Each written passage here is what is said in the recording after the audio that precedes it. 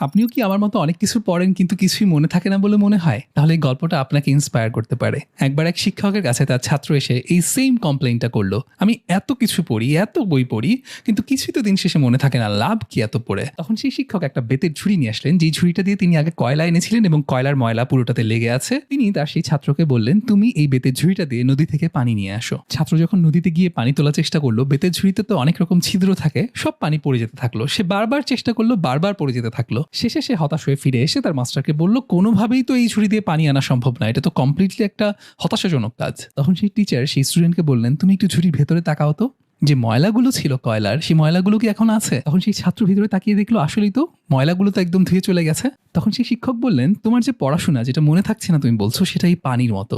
তোমার মনের যে ঝুড়িটা, সেই ঝুড়িতে যত ময়লা আছে, অন্ধকার আছে, গন্ধ আছে, দাগ আছে, বারবার পড়াশোনা করার মাধ্যমে, নলেজের মাধ্যমে সেগুলো ধুয়ে যাচ্ছে।